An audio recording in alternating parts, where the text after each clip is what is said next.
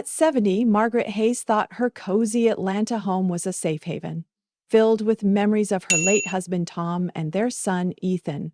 But at her grandson Liam's first birthday party, under a sky of pastel balloons, her world shattered. Her daughter-in-law Jessica raised a glass, her voice laced with malice. When Margaret moves to the nursing home, her room's turning into Liam's playroom, the backyard went silent, 15 guests frozen as Margaret's heart sank. Ethan's awkward chuckle and Jessica's smug grin lit a fire in her. Was she just an old relic to be tossed aside? That night, alone in her bedroom, Margaret uncovered Jessica's secrets. Shady letters, hushed calls, and a former lover. With fierce resolve, she vowed to protect her son and home. No nursing home would claim her. Margaret was ready to fight. The afternoon sun drenched the backyard in golden light, but its warmth couldn't thaw the chill that settled over Margaret as Jessica's words lingered. The 1,200 square foot house, with its wraparound porch and blooming azaleas, had been her sanctuary for 45 years. She and Tom bought it when Ethan was a toddler, scraping together every dime from their modest paychecks. She a librarian, he a high school math teacher. They'd hosted countless barbecues, watched Ethan take his first steps on the oak floors, and sat on the porch swing during sticky Georgia evenings, dreaming of their future. Now, that future felt erased by a woman half her age whose calculated toast had turned Margaret's home into a battleground. Margaret clutched her coffee mug, the ceramic warm in her hands, standing among the party guests. The handmade banner she had spent hours crafting, happy first. Liam fluttered in the breeze, mocking her efforts. She'd poured days into planning this bash, baking a chocolate cake from Tom's old recipe, stringing up balloons, and setting a table with lemonade and finger sandwiches. All for Liam, her cherubic grandson with Ethan's dark eyes, and for Ethan, her rock since Tom's heart attack 5 years ago. But Jessica's words had stolen the joy, reducing Margaret to a nuisance, a placeholder until her room could be repurposed. The guests, neighbors, and book club friends shifted awkwardly, their plastic cups of lemonade forgotten. Clara, her closest pal from their library days, shot her a worried glance, but Margaret forced a smile, her years of wrangling rowdy teens teaching her to hide her pain. Ethan's reaction cut deepest. Her only son, now 38, stood by Jessica, his arm around her waist. His chuckle, meant to ease the tension, felt like betrayal. "Mom's not going anywhere yet," he said. But the words rang hollow, his loyalty clearly with his wife. Margaret's chest tightened. Ethan had always been her ally, the kid who helped plant tulips after Tom's funeral, the man who moved back home with Jessica to save for a bigger place. She'd welcome them, sprucing up the guest room, whipping up Jessica's favorite peach cobbler, despite her constant nitpicking. Was it all for nothing? The question gnawed at her as she worked the party, playing the perfect host, refilling drinks, slicing cakes, thanking guests, while Jessica's toast echoed, "When Margaret moves to the nursing home." As the last guest left, leaving paper plates and goodbyes, Margaret waved off Ethan's half-hearted offer to clean up. Jessica, pleading exhaustion, had already ducked into the guest room, leaving Margaret to scrub dishes alone in the 10x 12-foot kitchen. Ethan lingered in the doorway, his broad shoulders filling the frame. "Mom, you know Jessica was just joking, right?" he said, his voice uneasy. Margaret handed him a trash bag. "Take this out, please," she replied, cutting off excuses. She needed space to think. When the house finally quieted, she retreated to her bedroom, the one Jessica had already mentally turned into a playroom. Sitting at her vanity, she studied her reflection. The gray curls Tom called silver starlight looked dull under the lamplight. Her hazel eyes, once bright, were shadowed by new lines. At 70, was this all she was? An old lady to be shuttled off to a facility 10 miles away? Opening a drawer, Margaret pulled out Tom's pocket knife, its handle engraved with "To Margaret, my rock." He'd given it to her on their 25th anniversary, a quirky gift for the woman who'd always been his strength. "Stand your ground, Maggie," he'd say when she bent over backward for others. She'd been too easygoing, she realized, letting Jessica's petty digs, criticizing her cooking, rearranging furniture, pile up. But Jessica's toast wasn't a dig. It was a declaration of war. Tears welled, but as Margaret wiped them away, something shifted. A spark of defiance flared where hurt had been. She wasn't ready to be erased. Not from her home, not from Ethan's life, not from her own story. That night, lying in her four-poster bed, Margaret replayed Jessica's behavior over recent months. The secretive phone calls, cut short when she entered her room. The errands in 6-inch heels, despite Jessica's gripes about back pain from carrying Liam. The letter from a law firm, snatched from her hands before she could read the sender. At first, she chalked it up to stress. Jessica was a new mom, juggling a 1-year-old and a part-time gig as a graphic designer. But now, those moments felt like puzzle pieces. Margaret's librarian instincts, honed from years of tracking down rare books or lost homework, kicked in. She'd always been a pro at finding answers. Now she'd uncover the truth about Jessica. Next morning, Margaret woke with purpose. Sipping coffee at her 4-foot oak table, she watched Ethan kiss Jessica goodbye before heading to his accounting job 8 miles away. Jessica's demeanor flipped the second he left. Her warm smile vanished, replaced by cold indifference as she grabbed her purse. "I'm heading out," she announced, avoiding Margaret's eyes. "Don't hold lunch." Margaret stirred her coffee, playing it cool. "Another baby class?" she asked. Jessica paused, a beat too long. "Yeah, something like that." But as she left, Margaret clocked her outfit. A sleek blazer and those impractical heels, hardly fit for a mommy and me session at the community center 3 miles away. The red flag fueled her suspicions. She was hiding something. The days after the party were a quiet storm in Margaret's cozy home. The azaleas still bloomed outside her porch, but inside, tension simmered. She stuck to her routine, brewing coffee in her 4-foot kitchen, tending her 10x 10-foot herb garden with newfound alertness. Jessica's behavior, once brushed off as new mom stress, now looked like a pattern. Margaret had always been sharp, a skill sharpened over 30 years as a librarian, spotting when teens hid banned novels or a book was misfiled in the 5,000-square-foot library. Now she turned that keen eye on her daughter-in-law, logging every inconsistency like a detective. Jessica's daily exits got shadier. Every morning, after Ethan left for work 8 miles away, she'd announce vague plans, errands, or baby classes, and head out in outfits better suited for a downtown office than a suburban playgroup. One Tuesday, she claimed to be at a Mommy and Me class at the community center 3 miles away, but came back with shopping bags from a high-end boutique 20 miles north. Her heels clicking on the oak floors, Margaret folding towels in the 8x 10-foot living room, noted the store's logo, a pricey shop nowhere near a baby class. Another day, Jessica said she was grabbing lunch with her sister, but when Margaret called to thank her sister for a party gift, she learned she'd been at her office 30 miles away all day.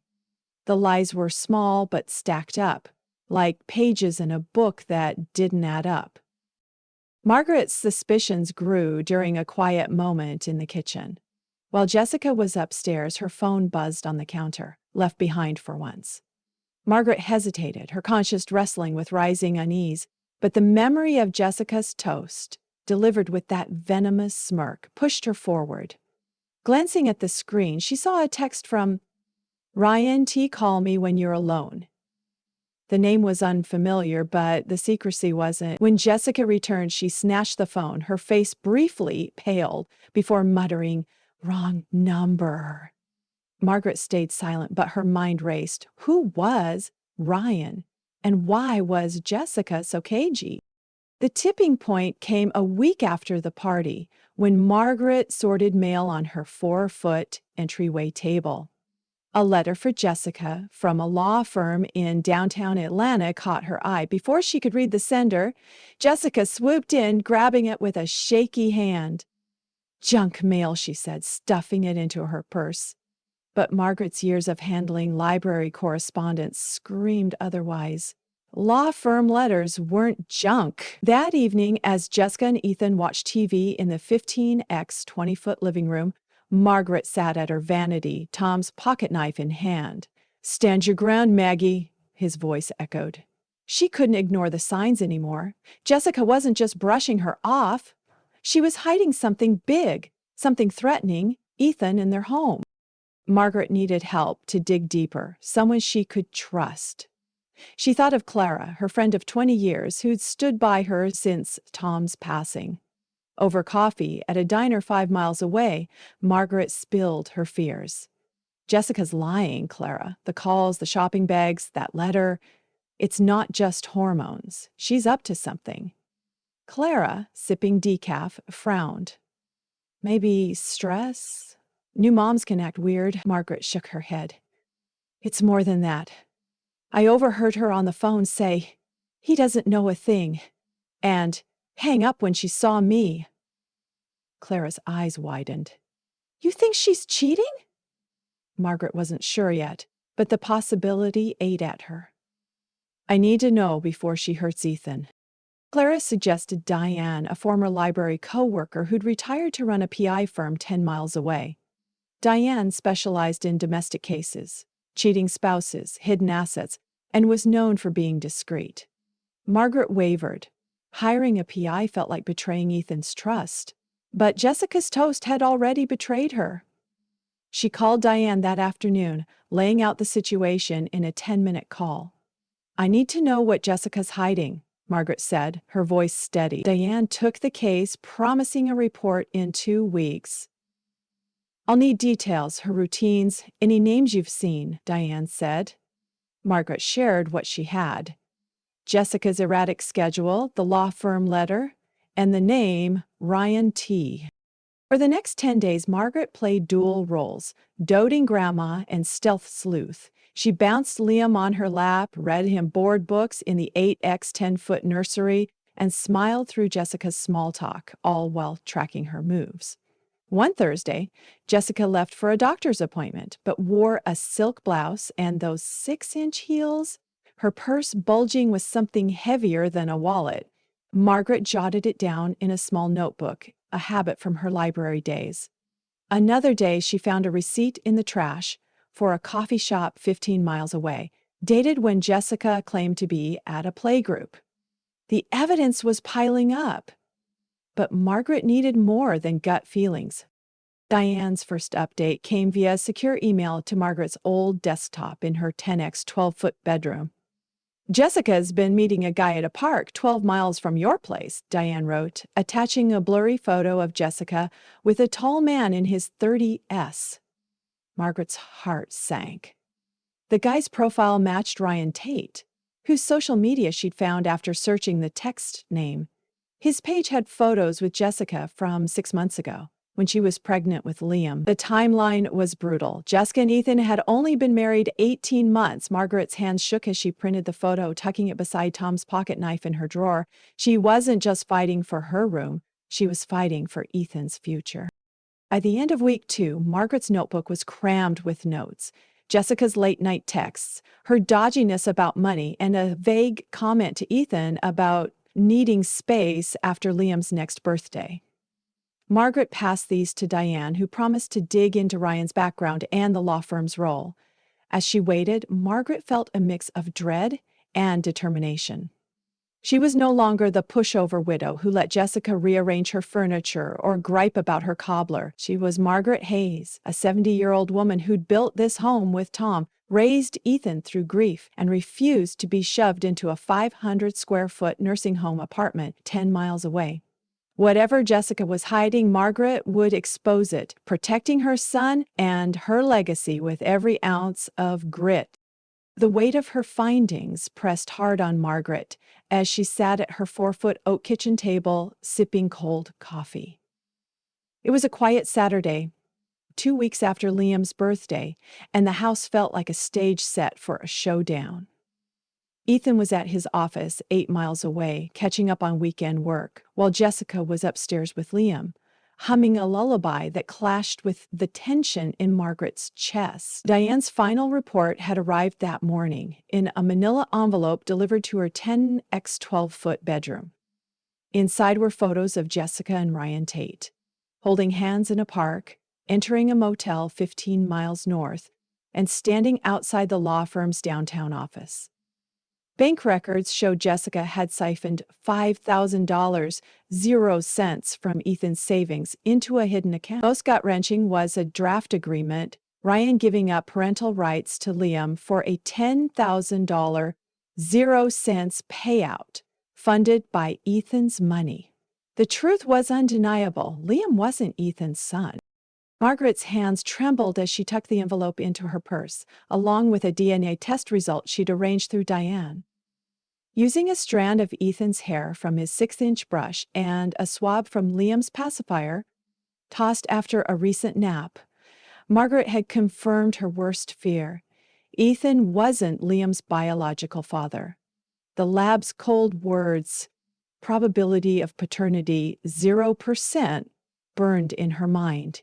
For days, she'd wrestled with what to do. Confronting Jessica could shatter Ethan's world. He adored Liam, proudly showing off his first steps in the 15 x 20-foot living room, oblivious to the lie he was living. But staying quiet meant letting Jessica's scam continue, potentially draining Ethan's savings and taking Margaret's home. Tom's voice echoed, "Stand your ground, Maggie." She had to act for Ethan's sake and her own. The moment came that evening as the sun dipped below the azaleas. Ethan came home, loosening his tie, and joined Jessica and Liam in the living room. Margaret, clutching her purse like a shield, took a deep breath and walked downstairs. The room, cluttered with Liam's toys and a half-built train set, felt stifling. "Ethan, Jessica," she said, her voice steady despite her pounding heart. "We need to talk, now." Ethan looked up from tickling Liam, his brow furrowing. "Mom, can it wait? It's been a long day." Jessica's eyes narrowed, a flicker of unease crossing her face. "No," Margaret said firmly, "it can't." Her tone, sharpened from years of demanding library silence, made them pause. She sat in the armchair across from the sofa, the 4-foot coffee table between them like a battle line. "Ethan, I love you," Margaret started, her hazel eyes locked on her son. "Everything I've done is to protect you." Ethan's confusion deepened. "Protect me from what?" Margaret turned to Jessica, who stiffened. "From her lies." The room went quiet, Liam's babbling the only sound. Jessica let out a sharp laugh. "Margaret, this is absurd. Still mad about the party? It was a joke." Margaret ignored her, pulling the DNA results from her purse. "Liam isn't your son, Ethan." The words hit like a bombshell. Ethan's face paled, his hands freezing on Liam's tiny shoulders. "What are you saying, Mom?" he whispered. Jessica shot up, her voice cutting. "She's lost it, Ethan. She's jealous of our family." "I've got proof," Margaret said, her voice unshaken. She placed the DNA report on the table, its clinical text glaring under the lamplight. "I tested Liam's DNA against yours. He's not yours." Ethan stared at the paper, his breathing shallow. "You did this behind my back?" he asked, his voice breaking. "Because Jessica's been lying," Margaret said, pulling out Diane's envelope. She spread photos across the table, Jessica and Ryan at the park, the motel, the law firm. "She's been seeing Ryan Tate, her ex, your whole marriage. They were together when she got pregnant." Jessica's hand twitched, her cool cracking. "Those are old photos," she snapped. But her shaking gave her away. Margaret pressed on, unfolding the draft agreement. "This is Ryan signing away parental rights to Liam for $10,000, 0 cents. Your money, Ethan. She's been funneling funds from your accounts." Ethan's eyes darted to the photos, then the agreement, his face shifting from shock to horror. "Jessica, he said, barely audible. Tell me this isn't true. Jessica's expression hardened, calculation replacing panic. Fine, she said, yanking Liam from Ethan's arms. Yes, Liam's, Ryan's. But we agreed it was best. Ryan didn't want to be a dad, and you wanted a family. It worked out. Ethan recoiled, his face ashen. You used me, he said. You let me believe he was mine while you kept seeing him. It's not that simple, Jessica insisted, her voice rising. We're a family now. Liam needs you, not DNA. Ethan shook his head, staring at the photos of Jessica, pregnant with Ryan. You were with him while carrying his kid, married to me. Margaret watched her son's world collapse, her heart aching but resolute. Ethan, she planned to take your money and this house, she said softly. That's why she wanted me gone. Jessica spun on her. You're sick, Margaret, spying on me, turning Ethan against me. But Ethan stood, his voice ice cold. No, Jessica, you did that yourself. The room fell silent. Liam fussing in Jessica's arms. Ethan turned to Margaret, pain etched in his eyes. You knew, didn't you? That's why you've been so quiet. Margaret nodded. I suspected after the party. Her words weren't a joke, they were a plan. Ethan sank onto the sofa, burying his face in his hands. Jessica gripped Liam tighter, her voice venomous. You'll both regret this. I'm not done. She stormed toward the stairs, but Ethan's voice stopped her. Pack your stuff, you're leaving tonight. Jessica froze, then laughed bitterly.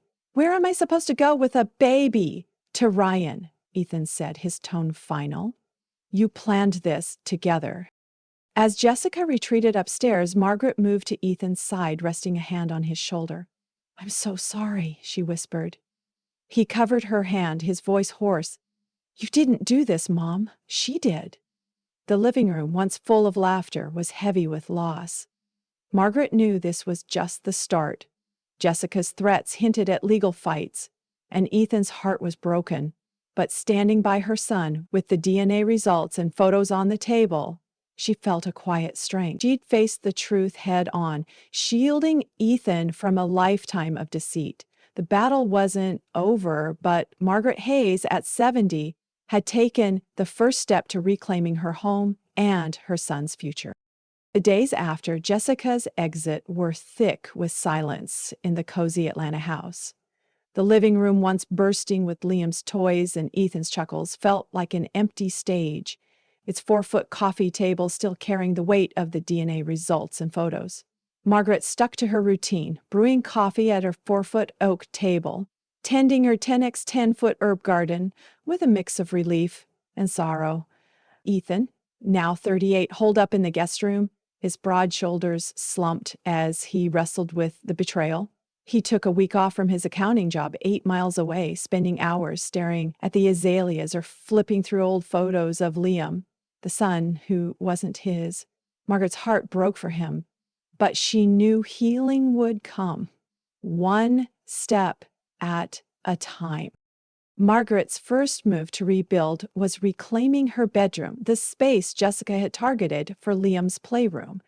The 10x 12-foot room, with its 4-poster bed and vanity, had been her refuge since Tom's death 5 years ago. Inspired by a long-buried passion, she decided to turn it into a writing nook. She and Ethan spent a weekend painting the walls a warm sage green, the color of fresh start. Ethan, wielding a 4-inch roller, managed a faint smile as they worked. Dad would have loved this, he said, nodding at the easel Margaret picked up at a craft store 3 miles away. The easel stood ready for her short stories, a passion she'd shelved when Tom's heart attack derailed their plans for her to join writing workshops. At 70, she was circling back to that dream, each brushstroke a statement that she wasn't fading away. Ethan's healing was slower but steady. He started therapy, driving 10 miles twice a week to a counselor who helped him process Jessica's betrayal. Margaret urged him to open up, often over dinners in the 4-foot kitchen, where she tried new recipes like shrimp tacos, a nod to their old family beach trips 200 miles away in Savannah. One evening, chopping cilantro, Ethan admitted, I was so blind, Mom. She had me believing Liam was mine, that we were a family. Margaret touched his arm. She was convincing Ethan, but you're tougher than her lies. He nodded, his eyes clearer. He'd uncovered more of Jessica's scams. Credit card charges, 4 motel stays 15 miles north, a $2,000 0 cents loan in his name, fueling his drive to rebuild his finances and trust. The house, once a war zone, became a place of renewal. Margaret cleared out the 8-10-foot nursery, turning it back into a guest room for Ethan. The train set and stuffed animals went to a shelter 5 miles away, a painful but necessary step. In their place, she hung a framed photo of her and Tom from their 25th anniversary, his arm around her, both grinning on their porch swing. Stand your ground, Maggie, his voice echoed, and she had. She wasn't just reclaiming her 1,200 square foot home, she was reclaiming her identity. Her book club, meeting weekly in the 200 square foot sunroom, grew from 5 to 10 women over 60, sharing stories of overcoming toxic relationships or dismissive families. Clara, her loyal friend, brought lemon bars and encouragement, saying, You're not just surviving, Margaret, you're thriving. Margaret's rediscovery of writing became her anchor. She started with short stories, penning tales of resilient women in her sage green nook, the 6-inch window letting in soft morning light. Her first story, about a widow reclaiming her home, won praise from her book club, who pushed her to submit it to a local magazine 8 miles away. Writing, turning pain and triumph into words, felt like reclaiming a piece of herself lost to years of putting others first. She bought a 12-inch notebook, filling it with ideas for novels, essays, even poetry, her handwriting steadier than it had been in decades. At 70, she wasn't just a grandma or a widow. She was a writer, her voice growing stronger with each page. Ethan found new purpose too. He enrolled in an online financial planning course, aiming to start his own firm, a dream Jessica had squashed for the sake of his steady paycheck. I'm done playing it safe, he told Margaret one evening on the porch, the 6-foot swing creaking under their weight. Fireflies flickered in the dusk, reminding her of nights with Tom. Ethan's choice to stay in the guest room, rather than rush to a new apartment, showed his need for stability. Their bond, strained by Jessica's manipulation, strengthened through quiet moments, watching baseball in the 15x 20-foot living room, sharing coffee at the 4-foot table. I forgot how much this house means, Ethan said softly. It's always been yours, Mom. The community Margaret built became a lifeline. Her book club, now a haven for women like Elaine, who left a controlling husband at 68, took on new projects. They started a reading program at the senior center 3 miles away, where Margaret volunteered to lead a writing workshop, teaching women her age to write their stories.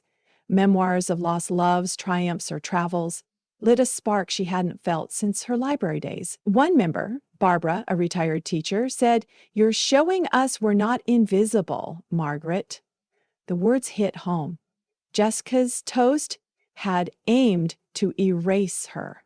But at 70, Margaret was more visible than ever, her 1,200 square foot home a hub of laughter and purpose. The legal fallout from Jessica's exit lingered. She hired a lawyer, demanding alimony despite the DNA evidence, but Diane's records, photos, bank statements, the parental rights agreement proved her fraud. The judge, 20 miles away in a downtown courthouse, tossed her claims, leaving Jessica with nothing but consequences. Ethan, though rattled, felt liberated. I thought I'd lost everything, he told Margaret, but I've got you in this house. Margaret smiled, her heart full. The betrayal had been a storm, but it cleared the way for growth. Her writing nook, her book club, her renewed bond with Ethan, all were roots sinking deep into the life she'd reclaimed. The azaleas outside Margaret's porch blazed with color, mirroring the vibrancy of her new life. Her 200 square foot sunroom, once a quiet spot for coffee, now hummed weekly with her book club, grown to 12 women over 60. These women, like Margaret, had stories of grit, divorces, lost careers, families who brushed them off, and their laughter filled the house, washing away Jessica's tension. Clara, her ride-or-die friend, brought lemon bars, while Elaine, who ditched a toxic marriage, shared gardening tips for the 10x 10-foot backyard. Barbara, a retired teacher, pitched a new idea, a writing workshop at the senior center 3 miles away. "You've got a gift, Margaret," she said firmly. "Teach us to tell our stories." Margaret hesitated. Her writing was fresh, her confidence shaky. But their support like sunshine nudged her forward. The senior center, a 5,000-square-foot hub of activity, gave Margaret a classroom for her workshops. She started with 6 women, guiding them to write memoirs in a 12x 15-foot room lined with local seniors' art. Her first session, teaching how to craft a 500-word life story, brought smiles and tears as women like 72-year-old Ruth shared tales of raising kids in 800-square-foot apartments. "I feel seen," Ruth said, clutching her notebook. Margaret's heart swelled. At 70, she wasn't just writing, she was helping others find their voices, her librarian instincts now shaping lives instead of shelves. The center's director, impressed, asked her to lead a monthly reading series, solidifying her role in the community 3 miles from home. Margaret's bond with Ethan grew tighter. Their evenings on the 6-foot porch swing a healing ritual. Fireflies danced as Ethan shared his plans. A financial planning course to launch his own firm, a dream Jessica had stifled. "I'm taking it slow," he said, sipping iced tea, "but I'm ready for something new." He'd started dating a kind nurse he met at a coffee shop 5 miles away, and Margaret saw hope in his eyes. "You'll meet her soon, Mom," he promised, squeezing her hand. Their laughter, echoing through the 1,200-square-foot house, felt like reclaiming joy. The oak floors no longer haunted by Jessica's lies. The book club's community projects expanded, turning a vacant lot 2 miles away into a garden where seniors planted tomatoes and marigolds. Margaret, digging in the 20x 30-foot plot, felt Tom's presence. His love for gardening reflected in her dirt-streaked hands. The group planned a trip to Savannah, 250 miles south, to visit historic bookstores, a plan that thrilled Margaret. At 70, she wasn't stuck at her 4-foot kitchen table. She was exploring, creating, connecting. Her writing took off, a story accepted by a magazine 8 miles away, and she drafted a novel in her sage green nook, its 6-inch window framing a world of possibilities. As summer rolled in, Margaret stood in her sunroom, teacups clinking, as her book club debated their next read. Jessica's toast, meant to diminish her, had sparked a revolution. The nursing home 10 miles away was a distant threat. Margaret's home pulsed with purpose. She was teaching, traveling, writing, and loving Ethan fiercely. At 70, her new chapter wasn't just about surviving, it was about joy, community, and a legacy no one could erase.